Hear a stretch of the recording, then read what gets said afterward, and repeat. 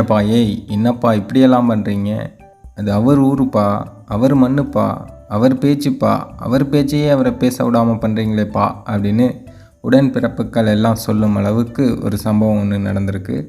அது என்ன சம்பவம் அப்படின்னு கேட்டிங்கன்னா, நம்ம முதல்வர் ஸ்டாலின் ஐயா மேடையில் பேசும்போது எல்லாரும் மோடி மோடி மோடி அப்படின்ட்டு மோடி கோஷத்தை எழுப்ப ஆரம்பிச்சிட்டாங்க. நம்ம மோடி ஐயாவே கையை காமிச்சு கொஞ்சம் அமைதியாக இருங்க அப்படின்னு சொல்லிட்டு இருந்தார். அந்த அளவுக்கு அங்கே பார்த்திங்கன்னா பயங்கரமான ஒரு கூச்சல்கள் நிலவுச்சு.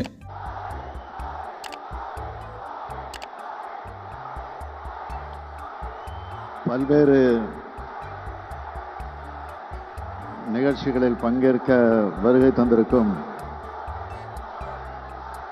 மாண்புமிகு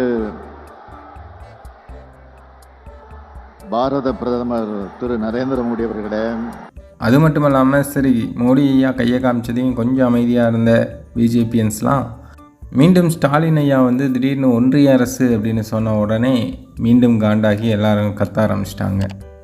ஸ்டாலின் ஐயாவுக்கு தர்ம சங்கடமான சூழ்நிலையை உருவாக்கிட்டாங்க அப்படின்னு நினைக்கிறேன். இந்த சம்பவம் பற்றி நீங்கள் என்ன நினைக்கிறீங்க அப்படிங்கிறத மறக்காமல் கமெண்ட்டில் சொல்லுங்கள். 2ஆம் கட்ட திட்டப்பணிகளுக்கு பங்கு பகிர்வு மாதிரி அடிப்படையில் ஒன்றிய அரசினுடைய பங்களிப்பை விரைந்து வழங்க